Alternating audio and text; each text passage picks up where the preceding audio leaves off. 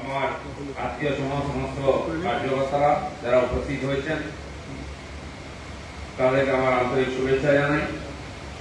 মাননীয় জেলা সভাপতি ধনঞ্জয় দা তথা এই লোকসভা কেন্দ্রের প্রার্থী, তার প্রতিও আমার কৃতজ্ঞতা, যেটা উনি নিজেই বললেন কার্যক্রমের যে আয়োজন হয়েছে। আমি আসলে নির্বাচন মানে পশ্চিমবাংলায় একটা বিভীষিকা, যে হেরে যায় তার উপরে অত্যাচারের রোলার নামিয়ে দেওয়া। একাধিক নির্বাচন আমরা দেখছি, এর আগে পঞ্চায়েত নির্বাচন, তার আগে বিধানসভা, এই লোকসভা নির্বাচন হলেই আমাদের জিততে হবে, সব জায়গায় জেতা সম্ভব না।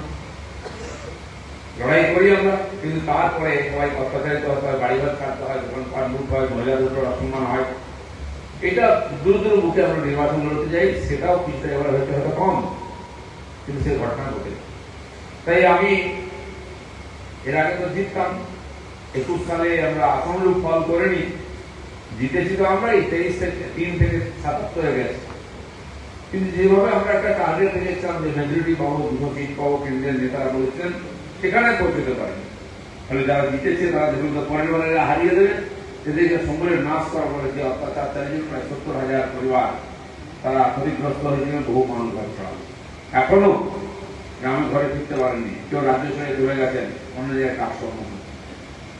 সেবারে আমি বেরিয়েছিলাম, জেলায় জেলায় গেছিলাম, সবার সঙ্গে দেখা করার চেষ্টা করতাম, তখন আমি সভাপতি ছিলাম। পরবর্তীকালে পঞ্চায়েত নির্বাচন হয় গত বছর, মিউনিসিপালিটি নির্বাচন হয়েছিল তার আগের বছর, সেখানেও কিছু হিংসা হয়েছিল। সেই সব জায়গায় আমি যাওয়ার চেষ্টা করতাম, এবারও তাই হয়েছে। তাই আমি একটু বেরিয়েছি সব জেলায়, একটু প্রমুখ কার্যকর্তাদের সঙ্গে দেখা করতে, এবং যেখানে গন্ডগোল ইত্যাদি হয়েছে বা যারা ক্ষতিগ্রস্ত হয়েছে তাদের সঙ্গে দেখা করতে। ওদিকে বর্ধমান যেখানে আমি ইলেকশন লড়লাম, মেদিনীপুর ইত্যাদি, বাঁকুড়া যেগুলো আমার পুরনো এলাকা, হাওড়া ইত্যাদি ঘোরা হয়েছে। ওদিকে বনগাঁর তরুণনগর থেকে আরম্ভ করে যাদবপুর এলাকায় কিছু জায়গায় গেছি। তাই এবারে পুরো উত্তরবঙ্গ অবধি যাচ্ছি আমি সবার সঙ্গে দেখা করতে করতে। গতকাল বেরিয়েছি ব্যারাকপুর জেলা হয়ে মুর্শিদাবাদ জেলা, এবং সকালবেলা ওখান থেকে লালবাগ থেকে আবার বহরমপুরেও গেছিলাম। সেখানে কল্যাণ দিবসের প্রোগ্রাম ছিল, জানেন বড় মূর্তি আছে সভাপতির, মল্লদান এবং সভা হলো। তারপরে মাঝখানে কিছু কার্যক্রম ছিল, লালবাগেও যে মুর্শিদাবাদ স্টেশনের সামনে মূর্তি প্রতিষ্ঠা, গিয়াগঞ্জের ওখানে একদিনে আমি 2টো মূর্তি উদ্বোধন করেছিলাম, সেখানেও মাল্যদান করলাম। তিনতলা স্টেশনে নাগরিক কার্যক্রম ছিল একটা, সেখানে ছিলাম। আর তারপরে এখানে এই জন্যই ধরনের আমরা বলছিলাম যে যেহেতু ওই জেলা দিয়ে যাবো, তো সেই সুযোগে কর্মীরা যদি এক জায়গায় আসেন, কার্যকর্তারা দেখা হয়ে যায়, এত পরিশ্রম করেছেন, লড়াই করেছেন, এই জেলায় তো আমাদের সাফল্য পাওয়া মুশকিল, জেতার সম্ভাবনা কম। আমরা জেনেই পুরো শক্তি দিয়ে লড়াই করি। আমার মনে হয় বিজেপির কার্যকর্তারা এটা করতে পারেন, রেজাল্ট জানার পর লড়াই করতে থাকে, কারণ ভোট বাড়াতে হবে, পরে ইলেকশন লড়তে হবে। আমিও ঠিক তাই 21 সালের নির্বাচনে সুতি বা ওইদিকে কয়েকটা বিধানসভা জঙ্গিপুরে আমি প্রচারে এসেছিলাম। কোনো বড় নেতা সাধারণত আসেন না, কারণ জানেন এখানে জেতার সম্ভাবনা নাই। কিন্তু আমি জানতাম যে বিধানসভা নির্বাচনের পরে পঞ্চায়েত নির্বাচন, এরকম অনেক পঞ্চায়েত আছে, সমিতি আছে, সেখানে আমরা জিততে পারি। অনেক সদস্য আমরা জিতেও ছিলাম এর আগের বারে, এবারে কয়েক বছর ধরে জিতি। আমি কিছু গ্রাম আছে, তো সেই জন্য আমি এইসব জেলাতে, মুর্শিদাবাদ জেলা, এখন 3টি সাংগঠনিক জেলা আমাদের, বহু বিধানসভায় আমি গিয়ে সভা করেছি, বেশিরভাগ রোড শো করেছি। সে বড়াল থেকে আরম্ভ করে আমাদের জঙ্গিপুর, সুতি থেকে আরম্ভ করে আরো কয়েকটি জেলা বিধানসভা মুর্শিদাবাদে, এবং ওদিকেও বহরমপুর জেলার একাধিক বিধানসভা প্রচার করেছিলাম। আমি জেনে করতে উদ্দেশ্য একটাই, যে কার্যকর্তারা এখানে লড়াই করছেন দিন রাত বিজেপি ঝান্ডা নিয়ে, জিতবেন কি হারবেন জানেন না, জিতার আসানে লড়াই করছেন। লোকসভায় জিততে না পারি, বিধানসভায় জিততে না পারি, কিন্তু পঞ্চায়েত জিততে পারি আমরা। সেই জন্য আমি এসেছিলাম, এবং আপনারা লড়াইও করেছেন। তো এই যে পার্টিকে গ্রাসরুটে ধরে রাখা, এবং যারা ধরে রেখেছেন তারাই আমাদের সম্পদ। তারা যদি লড়াই না করেন, পার্টি কোথাও জিততে পারবে না, ভোট বাড়া কমার কোনো প্রশ্নই নেই। আর যদি লড়াই করতে পারেন, করেন, একাধিক সিট আমরা জিতে, এবারও রায়গঞ্জ জিতেছি, কিন্তু মাইনরিটি ওখানে। উত্তর বাংলাও জিতেছি আমরা, এখানেও এই পরিস্থিতি আছে। মনোবলে জিতে আমরা দলিত সমাজের ভোট না পেয়েও জিতেছি, আগামী দিনেও জিতব। এবং ভারতবর্ষের বহু জায়গায় এরকম হয়েছে, হিন্দু সংখ্যালঘু ভারতকে আমরা জিতেছি, পরিস্থিতি তৈরি হচ্ছে। যেটা বলছেন আপনারা যে আমরা লড়াই করে ভোট বাড়িয়েছি, জঙ্গিপুর সিট আমাদের লিড দিয়েছে, এই ঘটনা ঘটবে। কিন্তু আমাদের সেই পরিশ্রমের ঘাটতি না হয়, আমাদের যে বাঁধন আছে সেটা ঝিলে না হয়, যে সমাজ এখানে অত্যাচারিত হয়ে লড়াই করছে তাদের যেন ছেড়ে না দিই আমরা। শ্যামাপ্রসাদ সেইখান থেকে কাজ শুরু করেছিলেন, সেই জায়গাটা যেন ঠিক থাকে। তো সেই জন্য আজকে ধনঞ্জয়কে ধন্যবাদ জানাবো আমি, যে একদিনের সূচনা তিনি আপনাদের এই 300-400 কার্যকর্তাকে একত্রিত করেছেন, যাদেরকে দেখার আমারও ইচ্ছা ছিল। যেহেতু আমি কোনো সাংগঠনিক দায়িত্বে নাই, সেটা কোনো সাংগঠনিক বৈঠক আমি থাকি না, নিয়েও না, কিন্তু কর্মীদের সঙ্গে দেখা করি, যাতে কেউ বাধা যেতে পারবে না। এই বাঁধন থেকেই আমাদের পার্টি দাঁড়িয়েছে, পরস্পরের প্রতি ভালোবাসা, বিশ্বাস, সেটাই বিজেপির সম্পদ। কোথাও কোথাও সেটা একটু ঢিলে ঢালা মনে হয়, তখন আমাদের মনে কষ্ট হয়। যেটা বললেন আমাদের পূর্ববর্তী বক্তা, কিছু তো ঢিলে ঢালা হয়েছে, পার্টি এগিয়েছে, নেতৃত্বের পরিবর্তন হয়েছে, পরিবেশ পরিস্থিতির কারণে অনেক লোক এসেছেন পার্টিতে, তো আমাদের সেই পুরনো বাঁধনটা অনেক জায়গায় ঢিলে হয়েছে। পরিবার তো বাড়াতেই হবে, পরিবার যদি না বাড়াই আমরা লড়বো কি করে? 5 জন নিয়ে 2 জন নিয়ে তো পরিবার হতে পারে না। আমরা ছোট পরিবার, সুখী পরিবারে বিশ্বাস করি না, বড় পরিবার, সুখী পরিবারে বিশ্বাস করি। তো সেই জন্য পরিবারও বাড়াতে হবে, পরিবারে শান্তিও রাখতে হবে, সুখেও থাকতে হবে, সেই চেষ্টা আমরা করছি। তাই আজকে যে দিন ডক্টর শ্যামাপ্রসাদ মুখার্জির বলিদান দিবস, আমাদের হিন্দু সমাজের পদ্ধতি আছে মৃত্যু দিন আমরা খুব একটা পালন করি না, কিন্তু আজকের যে দিন, মৃত্যু দিন নয়, বলিদান দিবস, যেটা আমাদের ঘোষক বলছিলেন যে কেবল মৃত্যু তো মানুষের হবেই একদিন, হয়ও স্বাভাবিক হবে। এই মৃত্যু স্বাভাবিক নয়, এই মৃত্যু চক্রান্তের পরিণাম। ডক্টর শ্যামাপ্রসাদ মুখার্জির মতো প্রতিভা, একাধারে শিক্ষাবিদ, আইনবিদ, শাসক, প্রশাসক এবং যা যা মানুষের গুণ হতে পারে, রাজনৈতিক নেতা, সংগঠক, সমাজ সংস্কারক, সব তার এক চরিত্রে ছিল। তো তিনি ভারতবর্ষের ইতিহাসে সত্যি বলতে গেলে স্বাধীনতার পরে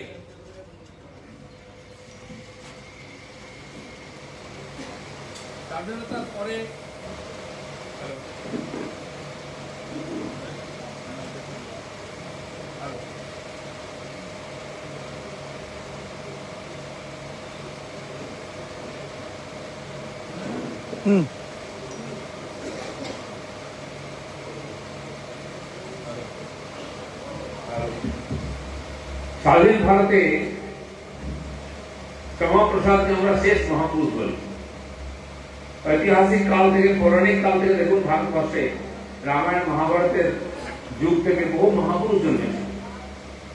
রাম এসেছেন, কৃষ্ণ এসেছেন, দশাবতার হয়েছে। পরবর্তী বিপ্লবী আন্দোলনে, স্বাধীনতা আন্দোলনে বহু মহাপুরুষ নেতৃত্ব দিয়েছে। কিন্তু স্বাধীনতা আন্দোলন শেষ হয়ে গেল প্রায়, সমস্ত এই ধরনের ব্যক্তিত্বশালী ব্যক্তিরা চলে গেল।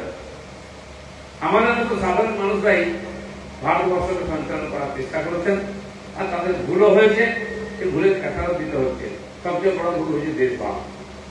আর সেই জন্য স্বাধীন ভারতের শেষ মহাপুরুষ যিনি বলেছিলেন ডক্টর শ্যামাপ্রসাদ মুখার্জি, যিনি একা কর্তৃত্বে অখণ্ড ভারত রাখতে চেয়েছিলেন। তার মধ্যে কাশ্মীর, পশ্চিম পাকিস্তান চলে গেছে, পুরো বাংলা চলে গেছে, পশ্চিমবঙ্গকে তিনি বাঁচাতে পেরেছেন এবং কাশ্মীরকে বাঁচাতে পেরেছেন। সেই কাজটা অসম্পূর্ণ ছিল। মাননীয় নরেন্দ্র মোদী প্রধানমন্ত্রী হয়ে দ্বিতীয়বার সেটা করেছেন, 370 হাটিয়ে কাশ্মীরকে ভারতের অভেদ্য অঙ্গ ঘোষণা করেছেন। সারা দুনিয়া আজকে হিম্মত করবে না যে কাশ্মীর আছে সেটা, আর যেটা অর্ধেক আছে গোলাম কাশ্মীর, সেটাও ভারতবর্ষে এসে কিছুদিন এবং প্রতিনিধিত্ব হয়েছে। তো শেষ মহাপুরুষ শুধু নয়, দেশ স্বাধীন হওয়ার পরে প্রথম রাজনৈতিক শহীদও শ্যামাপ্রসাদ হয়েছে। তো সেই মহাপুরুষ পশ্চিমবঙ্গে জন্মেছিলেন। ভারতবর্ষের যে শাশ্বত জীবন পদ্ধতি, এখানকার রাষ্ট্রীয় জীবন পদ্ধতি, আমরা তাকে রাষ্ট্রীয় আর সাংস্কৃতিক রাষ্ট্রবাদ বলতে পারি, তাকে হিন্দুত্ব বলতে পারি, যার আধারে যুক্তি উদারী ভারত দাঁড়িয়ে আছে। যার পরম্পরা আজকেও বিশ্বের মধ্যে অনুকরণীয়। সারা বিশ্বেতে ক্লাইমেট চেঞ্জ হচ্ছে, আবহাওয়া পরিবর্তন হয়ে যাচ্ছে, তার পরিণাম দেখুন। জুন মাসের আজ হয়ে গেল 23 তারিখ, বৃষ্টি হচ্ছে না। 14, 15 তারিখে 13 তারিখের মধ্যে বৃষ্টি নামার কথা।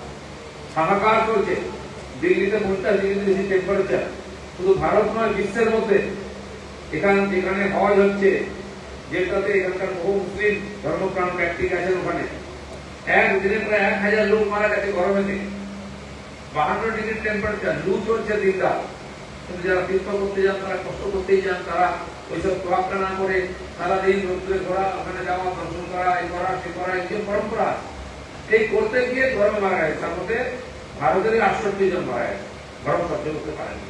দিনকে দিন সারা পৃথিবী উষ্ণ হয়ে যায়,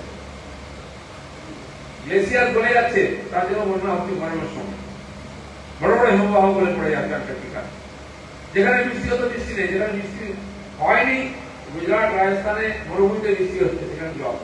এবং পুরো হিমালয় জুড়ে বৃষ্টি হচ্ছে, বাদল ফাটছে, বন্যা হচ্ছে, বাঁধ হয়ে যাচ্ছে। এবারেও বৃষ্টি হচ্ছে, দার্জিলিং থেকে সিকিম হয়ে ওদিকে চলে গেছে, এবং নর্থ ইস্টে বৃষ্টি হচ্ছে। আর এদিকে উত্তরে 50 ডিগ্রি টেম্পারেচার, নদীতে জল নেই, পুকুরে জল নেই। এই যে ভয়ঙ্কর পরিস্থিতি, তার জন্য সমস্ত বুদ্ধি ফেল হয়ে গেছে। কারণ যারা প্রকৃতিকে ধ্বংস করেছে, শোষণ করেছে, তারা প্রকৃতিকে বাঁচাবে কি করে? কে বাঁচাবে? ভারত। সেই ভারতের কাছে এসছেন সবাই। বসুন্ধরা সম্মেলন হলো ব্রাজিলের রিও ডি জেনেরোতে। সেখানে ভারতের প্রধানমন্ত্রী যে বক্তব্য রাখলেন যে প্রকৃতিকে শোষণ নয়, গ্রহণ করতে হবে, পূজা করতে হবে। এই যে অম্বুবাচী হয়ে গেল, কালকে সানযাত্রা হয়ে গেল, সেখানে অম্বুবাচী মাতা রজস্বলা হয়েছেন, মাটি খুঁড়তে নেই, লাঙ্গল দিতে নেই। রথযাত্রা আসছে, গাছ লাগাতে হবে, তাহলে প্রকৃতি শীতল থাকবে। এটা আমাদের ধার্মিক পরম্পরার মধ্যে আছে। এই জীবন পদ্ধতি আজকে বিশ্বকে বাঁচাবে, এটা বিশ্ব উঠেছে। আমাদের যারা শাসক ছিলেন তিনি তারা বোঝেননি, আমরা তো জানি। তাই এই বক্তব্য প্রধানমন্ত্রী বিশ্বের সামনে রাখছেন, লোকের মনে হয় ঠিকই তো, গাছ কেটে দিতে হবে, ওদের গাছ কেটে দিয়েছে, জঙ্গল কেটে দিয়েছে, বাকি জঙ্গল এই আগুনে পুড়ে গিয়ে দাবান হয়ে নষ্ট হয়ে যাচ্ছে। সারা বিশ্বে আমাদের ভারতবর্ষের জঙ্গলে আগুন লেগেছে, হিমালয়ের বিভিন্ন জায়গায়। তো এই যে প্রকৃতি হানি, গরম বেড়ে যাচ্ছে, বৃষ্টি হচ্ছে না, খাদ্য সংকট বা অত্যধিক বৃষ্টি। 3 বছর আগে পাকিস্তানকে বন্যা হয়েছে, করোনার পরে, বা সেই বছর 80% জায়গা পাকিস্তানের বন্যা হয়েছিল। তার মধ্যে 30-35% পুরো জলে ডুবেছিল সারা বছর। চাষবাস তো গেছে, মানুষ মরেছে, পশু পাখি জন্তু জানোয়ার মরে গেছে। এখনো তারা খেতে পারছে না, বাঁধের উপর 2 বছর ধরে ঘর করে আছে। তো প্রকৃতি নষ্ট হচ্ছে, তাকে শান্ত করার জন্য ভারতবর্ষের পরম্পরা আমাদের পূর্বপুরুষরা যে ঠিক করেছিলেন, সেটা আজকে বিশ্ব অনুকরণ করছে, নেতৃত্ব দিচ্ছেন নরেন্দ্র মোদী। আমরা বাড়িতে যখন পুজো করি, পুজোর শেষে শান্তি জল নিয়ে আমরা ঠাকুর মশাই সবাইকে ডাকেন, বলে আসুন আসুন, এই মাথায় জল দিচ্ছে। আজকে সকালে আমরা গিয়েছিলাম, হাঁটতে গিয়ে গঙ্গার জল মাথায় ছিটাচ্ছিলাম। সেখানে বলা হয় বিশ্ব শান্তি, প্রকৃতির শান্তি, পৃথিবীর শান্তি। আমরা বলি না যে আমি তো আমার বাড়িতে পুজো করেছি, আমার বাড়িতেই শান্তি হোক, আমার আত্মীয় স্বজন শান্তি হোক, আমার গ্রাম শান্তি হোক, আমি খরচা করি, তা বলি না। আমরা জানি বিশ্ব যদি শান্তি না হয়, আমি শান্তিতে থাকতে পারবো না। আজকে দেখতে পাচ্ছেন যুদ্ধ বেড়েছে, 4 জায়গায় যুদ্ধ হচ্ছে, অস্ত্র শস্ত্রের ঝঞ্ঝানি, তার একটা গরম, প্রাণহানি হচ্ছে। তারপরে প্রকৃতি রুষ্ট হয়ে যাচ্ছেন, একাধিক জায়গায় এটম বম আবিষ্কার হচ্ছে, মিসাইল, বোমের কার্পেট বিছিয়ে দেওয়া হচ্ছে। আফগানিস্তানের যুদ্ধ চলল 10 বছর, ইরান ইরাক 8 বছর, পাকিস্তান আমেরিকা এসে ভিয়েতনামে লড়াই করলো, এখানে লড়াই করলো, এখনো লড়াই করছে। টন টন বোমা বিস্ফোরণ করে প্রকৃতিকে ধ্বংস করা হচ্ছে। গাছ কেটে, জঙ্গল কেটে বড় ফ্ল্যাট তৈরি হচ্ছে, সেই বাড়ি গরম হয়ে গিয়ে তাপ বিস্ফোরণ করছে, গ্রামের দিকেও টেম্পারেচার বেড়ে যাচ্ছে। এই যে প্রকৃতি আজকে ধ্বংসপ্রাপ্ত হচ্ছে, তাতে পৃথিবী থেকে বহু জীব নিশ্চিন্ন হয়েছে, বহু উদ্ভিদ নিশ্চিন্ন হয়েছে, বহু নদী শুকিয়ে গেছে, খাল শুকিয়ে গেছে, সরোবর শুকিয়ে যাচ্ছে। 2 বছর আগে এরকম শুকনো হয়েছিল। প্যারিসে 42 ডিগ্রি টেম্পারেচার, সাহেবদের দেশে ফ্যানও নেই, এসিও নেই, কারণ ঠান্ডা থাকে। আমি গেছিলাম হল্যান্ড 2 বছর আগে, সেখানে 4-5 ডিগ্রি টেম্পারেচার এপ্রিলে, সেখানে বেড়ে 20-22 হয়ে যাচ্ছে। চীনেতে জল শুকিয়ে গেছে, জলাধার শুকিয়ে গেছে, বিদ্যুৎ তৈরি হচ্ছে না, বড় বড় মল মার্কেট বন্ধ করে দিতে সন্ধ্যাবেলা, কারেন্ট নেই। তৃতীয় বিশ্বযুদ্ধের সময় বোমা পড়ে গেছিল ঝিলের মধ্যে, কেউ জানতো না, চাপা ছিল, ঝিল শুকিয়ে গেছে, বোমা বেরিয়ে পড়ছে। এই ধরনের বিচিত্র ঘটনা হচ্ছে। তার থেকে তৃতীয় মাসে কি করে ভারতের কাছে এসে সেই জীবন পদ্ধতিকে আধার করে দেশ তথা বিশ্ব শান্তির জন্য সমাবেশ মুখার্জি বিজেপি প্রতিষ্ঠা করছে, জনসংঘের প্রতিষ্ঠা করছে। তার মতো দূরদর্শী যুগপুরুষ, যাকে আমরা ভারত কেশরী বলতাম, তিনি এই দেশের যারা এই সংস্কৃতি পরম্পরাকে ধরে বেঁচে আছে, সেই সমাজ এই সংস্কৃতিকে ধ্বংস করার যে প্রয়াস চলছিল দেশি বিদেশি শক্তির প্রয়াসে, তার বিরুদ্ধে দাঁড়িয়েছিলেন। 46-এ যখন দাঙ্গা হলো, নোয়াখালীতে দাঙ্গা হলো, রেড কাটা কিলিং হলো, উনি দেখলেন যে বাংলা চলে আসে হাতের বাইরে। তিনি শিক্ষাবিদ ছিলেন, তিনি আইনবিদ ছিলেন, ব্যারিস্টার ছিলেন। তারপরে ইউনিভার্সিটিতে মাত্র 29 বছর বয়সে কলকাতা ইউনিভার্সিটিতে ভাইস চ্যান্সেলর হয়েছিলেন। বিশ্বের মধ্যে হচ্ছে কনিষ্ঠ। শিক্ষায় কোনো আপত্তি ছিল না। বিশ্ববিদ্যালয়ে আছে যে বিস্তার হয়েছে, বহু ফ্যাকাল্টি যোগ করেছিলেন। বাংলায় পরীক্ষা দেওয়ার পরম্পরা শুরু করেছিলেন ব্রিটিশ আমলে।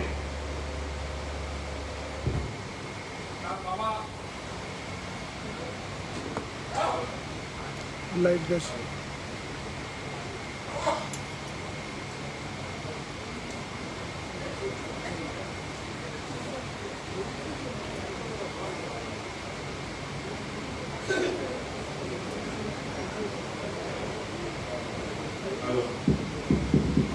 তার পিতৃদেব আশুতোষ মুখোপাধ্যায়, বাংলার বাপ, তিনি বিসি ছিলেন। তিনি বাংলায় পরীক্ষা শুরু করেছিলেন। সেই পরম্পরাকে তিনি এগিয়ে নিয়ে গেছিলেন। কেবল ইংলিশে ভাষণ হতো, ইংলিশে সব পড়া হতো, কারণ ইংরেজি করেছিল সব কিছু। তিনি বলছেন না, বাংলায় হবে। তো বাংলায় ভাষণ কে দেবে? শ্যামাপ্রসাদ কবিগুরুকে ডেকেছিলেন, কনভোকেশনে, তাকে দিয়ে ভাষণ দিয়েছিলেন। তার আগে তার পিতৃদেব বাংলা ভাষায় পরীক্ষা শুরু করলেন, বাংলায় MA শুরু করলেন। তো পড়বে কে? বাংলায় পরীক্ষা করে তখন চাকরি পাওয়া যাবে। তার আগে শ্যামাপ্রসাদ ইংলিশে MA করে নিয়েছিলেন। তার বাবা বলে, তুমি আমার বাংলায় MA পড়ো। আমি আমার কি MA তে করবো, তাতে কি হয়েছে? তুমি পড়লে তখন লোকে পড়বে। শ্যামাপ্রসাদ আবার বাংলাতে MA করলেন। তিনি আমার সেই ইউনিভার্সিটি চ্যান্সেলর হয়েছিলেন। বাকি কাজ এই কম্পার্টমেন্টাল পরীক্ষা হ্যান ত্যান তিনি চালু করেছিলেন, হস্তেল করেছিলেন। তিনি এই ভারতীয় হিন্দু সংস্কৃতির উপরে, তার জীবন পদ্ধতির উপরে দাঁড়িয়ে তিনি সংগঠন তৈরি করেন, হিন্দু মহাসভার সভাপতি হন, রাজনীতিতে আসেন। তার আগে 39 সালে সম্ভবত দেখলেন যে রাজনীতি যেদিকে যাচ্ছে, দেশের তথা বাংলার বিরুদ্ধে চলে যাচ্ছে, ঘাতক রাজনীতি, তাকে আটকাতে হবে। তিনি প্রথম নির্দলীয় হিসাবে কংগ্রেসের উপরে সাপোর্ট পেয়েছিলেন। ইউনিভার্সিটি ক্যাম্পাস থেকে একটা আলাদা রিজার্ভ সিট ছিল MLA হিসাবে, তিনি সিটে দাঁড়িয়ে নির্দল হিসাবে যেতেন, বিধানসভায় যান। পরবর্তীকালে হিন্দু মহাসভায় যোগ দেন। যে সংস্কৃতির উপরে দাঁড়িয়ে দেশ, তাকে বাঁচাতে হবে, তাই হিন্দু মহাসভা সাভারকার ছিলেন সর্বভারতীয় সভাপতি, ইনি হন করে সর্বভারতীয় সভাপতি হন। কলকাতা কর্পোরেশন ইলেকশন লড়ছেন, কর্পোরেশনের ভোট হচ্ছে, গেটের একদিকে দাঁড়িয়ে আছেন শ্যামাপ্রসাদ, একদিকে নেতাই সুভাষ বোস। তিনি বলছেন কংগ্রেসকে ভোট দিন, তিনি বলছেন হিন্দু মহাসভাকে ভোট দিন, বাংলাকে বাঁচাতে হবে। তারপরেও দেশ যখন ভাগ হতে যাচ্ছে, অস্ত্রের জোরে বাংলাকে ছিনিয়ে নেওয়ার চেষ্টা চলছে। कान में बीड़ी, मुंह में पान, लड़के लेंगे हिंदुस्तान, लड़के लेंगे पाकिस्तान, স্লোগান চলছে। আর তাতে সবাই গলা মেলাচ্ছে। তারপরে যখন মানেনি, তিনি গ্রামে গঞ্জে লড়াই করে, সবাইকে জাগিয়ে সভা করে, বাংলার বুদ্ধিজীবীদের নিয়ে হলে মিটিং করে বললেন কি কি পরিণাম হবে, বাকি বিশ্বে কি কি হয়েছে, আফগানিস্তান কিভাবে হলো, মায়ানমার কি করে হলো, আমাদের দেশের টুকরা হয়ে গেছে, সেখানে ভারতীয় নাই, হিন্দু নয়, বিশ্বের অন্যান্য দেশ কিভাবে হয়ে গেছে, সেই পরিণামে চিন্তা করালেন।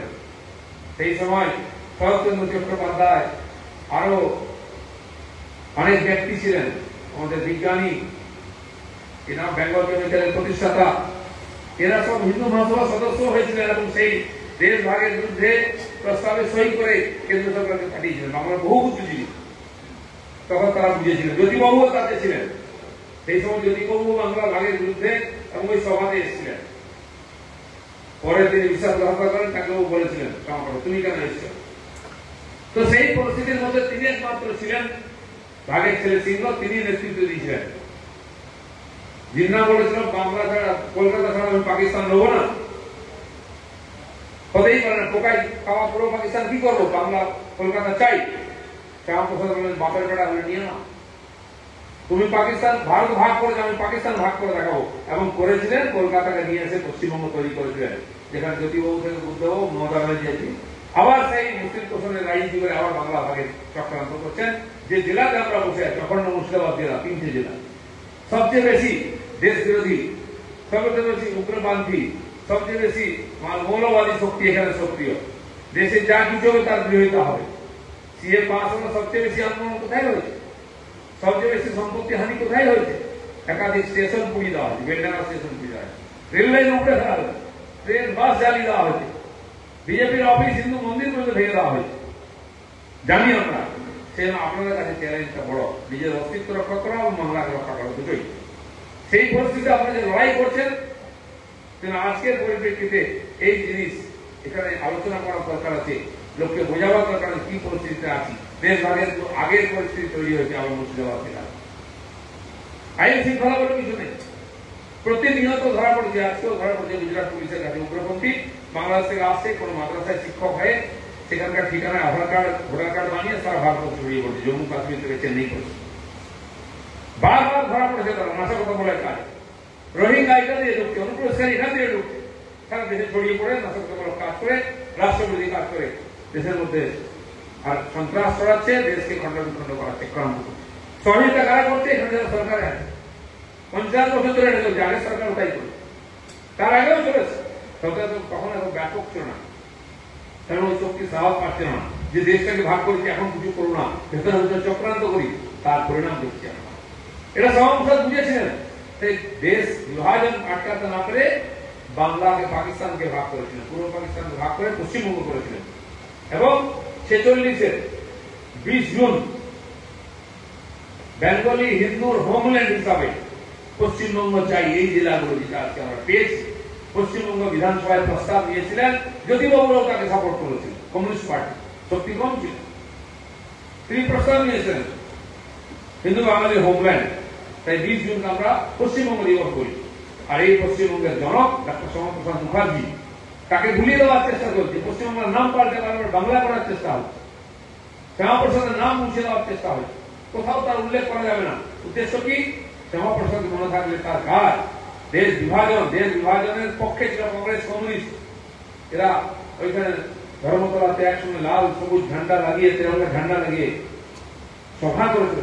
সেখানে সুরাবতী, গ্রেট ক্যালকাটা কিলিং এর নায়ক, এবং জ্যোতি বসে এক গায়ে বসে ভাষণ দিয়েছিলেন, প্রমাণ পাকিস্তান মানতে হবে, তবেই ভারত স্বাধীন হবে। সেদিন আমরা ভুলিনি। সেই কালো ইতিহাস ভুলিয়ে দেওয়ার জন্য কমিউনিস্ট, কংগ্রেস, টিএমসি এরা সবাই চেষ্টা করছে, ওটা ভুলিয়ে দাও, শ্যামাপ্রসাদকে ভুলিয়ে দাও। কিন্তু যে আদর্শের পিছনে সত্য আছে, ন্যায় আছে, বলিদান আছে, রক্ত আছে, প্রাণ আছে, তাকে ভোলানো যায় না। এই পার্টি তৈরি হয়েছে বলিদানের মাধ্যমে। আর আজকেও পশ্চিমবঙ্গে বিজেপি প্রতিষ্ঠা করেছি আমরা, বলিদানের মধ্যে 250 বেশি কর্মী এই রাজনীতি হত্যার শিকার হয়েছে। তাদের বলিদান কিছু কম নয়। এক শ্যামাপ্রসাদ শুরু করেছিলেন, সেই বলিদান করেছে। আর শ্যামাপ্রসাদের পশ্চিমবঙ্গে প্রাণ দেননি, ক্ষমতার জন্য প্রাণ দেননি, দেশের জন্য প্রাণ দিয়েছেন, কাশ্মীরে গিয়ে প্রাণ দিয়েছেন। উনি জানতেন ওখানে ঢুকতে দেবে না, ঢুকতে দেবে বিপদ আছে, দূরদর্শী ছিলেন, কিন্তু উনি ঢুকেছেন। উনি জানেন যে কাউকে না কাউকে তো করতেই হবে, সরকারের বলিদান দিতে হবে, নাহলে দেশের একতা সম্বন্ধে সমাজ জাগবে না। তিনি যখন পার হলেন পাকিস্তান, কাশ্মীরের বর্ডার পার ঢুকলেন, তাকে অ্যারেস্ট করা হয়। অটল বিহারী বাজপেয়ী তার সঙ্গে ছিলেন, তার সচিব হিসাবে। কত বছর? 18 বছর বয়স তখন। আর নিয়ে যাওয়া হচ্ছে, তিনিও সঙ্গে যেতে চাইলেন, গাড়িতে উঠে যাবেন। না, অটল তোমাকে যেতে হবে না, তুমি দিল্লি চলে যাও। ওই যে আপনাকে একা ছেড়ে আমি কি করে যাবো? বলে আমার কথা যাওয়ার দরকার নেই, তোমার যাওয়ার দরকার, তোমার জন্য বড় কাজ অপেক্ষা করছি। আমরা জানি অটল বিহারী যদি চলে যেতে জানি না ওনারও কি হতো। তাহলে প্রথম বিজেপির প্রধানমন্ত্রী যে অটলজিকে আমরা পেয়েছিলাম অনেক বছর পরে, সেটা হয়তো পেতাম। যিনি আজ রাস্তা তৈরি করে সেই রাস্তায় আমরা এগোচ্ছি। সেই শ্যামাপ্রসাদ হিন্দু মহাসভার পরে তার বড় বড় নাম, সার্বিকভাবে একটা পার্টির দরকার আছে। আরএসএস এর সংস্থাপক ডক্টর হেডগেওয়ার, দ্বিতীয় সরসংচালক শ্রী গুরুজি মাধব শ্রী গোলওয়ালের সঙ্গে চর্চা করার পর আমরা মনে হয়েছে না দরকার আছে। বলে আমার কাছে তো ক্যাডার নেই, লোক নেই। সংঘ বললে আমরা কার্যকর্তা দেবো, আপনি নেতৃত্ব দিন। সেইভাবে জনসংঘ প্রতিষ্ঠা হলো 51 সালে। মাত্র 2 বছর সময় পেয়েছেন।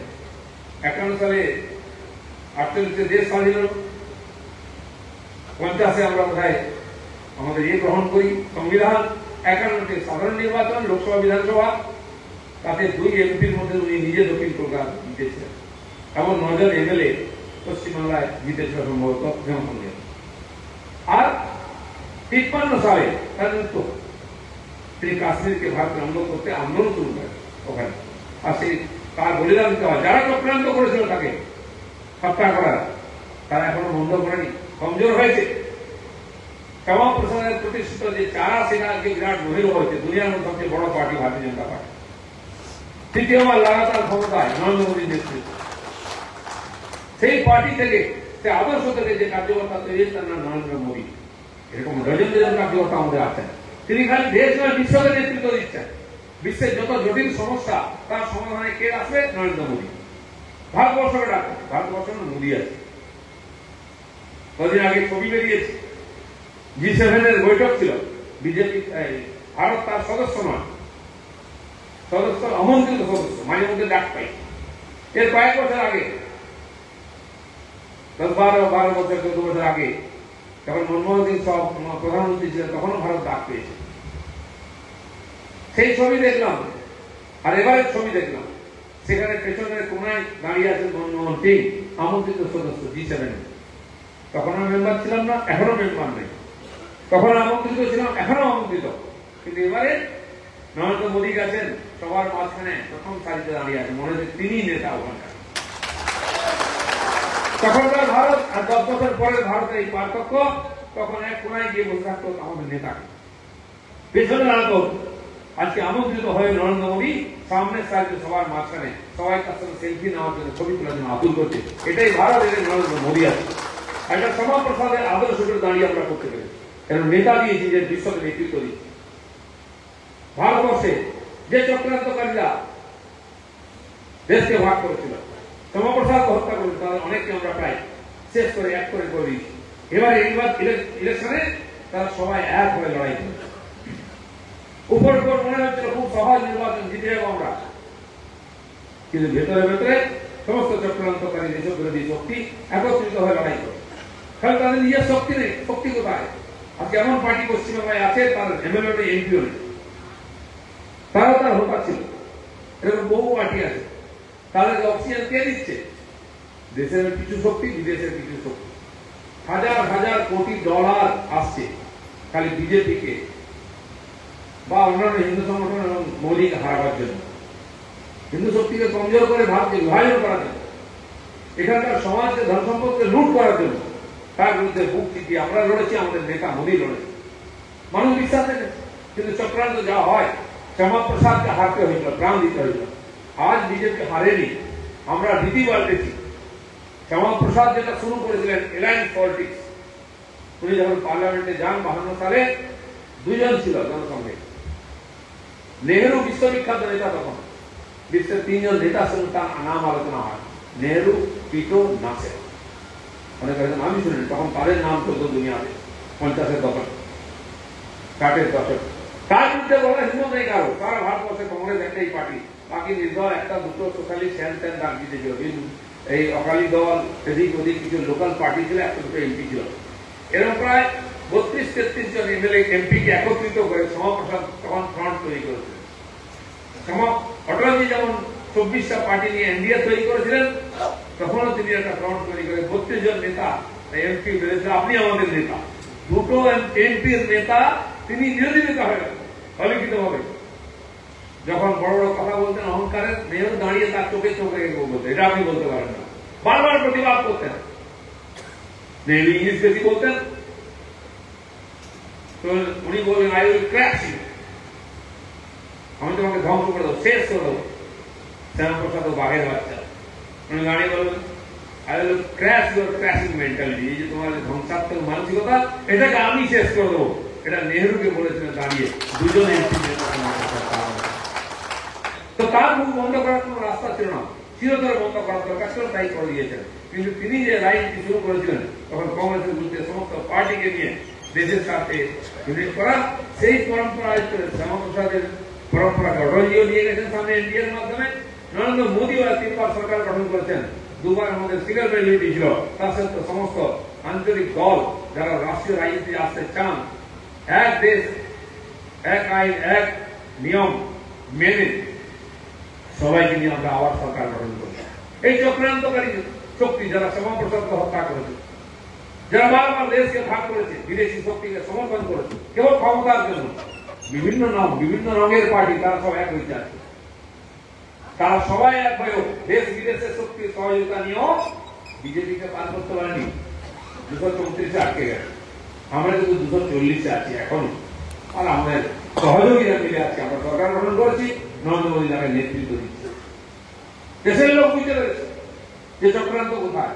তাহলে উত্তরপ্রদেশ, যাকে যোগী উত্তম প্রদেশ বানিয়েছে, রাম মন্দির থেকে কাশী বিশ্বনাথ, এই যে উদ্ধার হচ্ছে সাংস্কৃতিক, সামাজিক, আর্থিক সব দিক দিয়ে, যার পাতের বেড়াকে দূর করার চেষ্টা করেছি আমরা, তারপরেও সেখানে আমাদের সাংগঠনিক শক্তি ক্ষয় হয়েছে। সাংগঠনিক শক্তি থাকা জিততে পারেনি, কারণ এই সমস্ত বিচ্ছিন্নবাদী যারা দেশকে গরিব ধনী জাত পাতের মাধ্যমে বিভক্ত করে এত বছর রাজনীতি করে, তারা এখনো চক্রান্তের মধ্যে আছে। তাদের সহায়তা করেন দেশ বিদেশের লোক, এর বিরুদ্ধে লড়তে হচ্ছে আমাদের। সেই অধিক শক্তি থাকা সত্ত্বেও ফল কিন্তু পুরো পাইনি আমরা।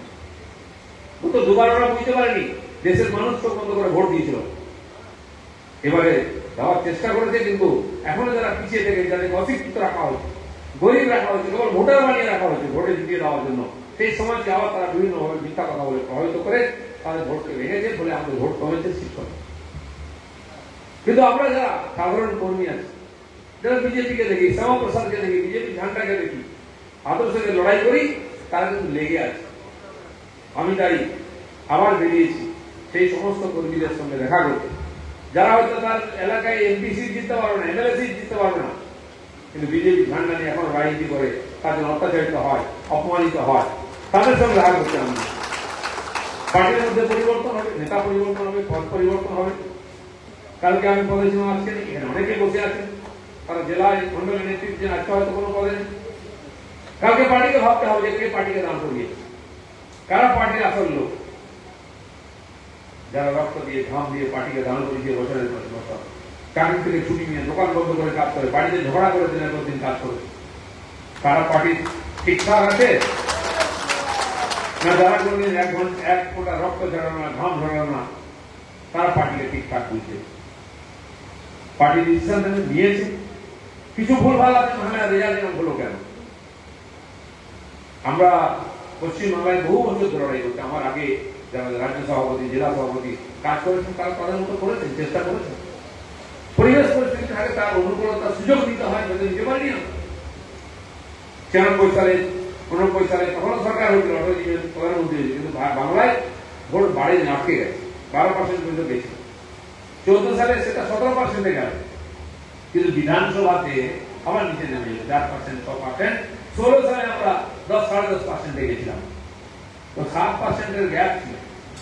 কিন্তু 19 সালে আমরা এর মধ্যে বেশিরভাগ কার্যকর্তা যারা যুবক নতুন এসেছেন, সেই সময় পরিশ্রম করে পার্টিকে বাড়িয়ে জিতিনি, কিন্তু ভোট বাড়িয়েছি আমরা 41% নিয়ে গেছিলাম 19 সালে।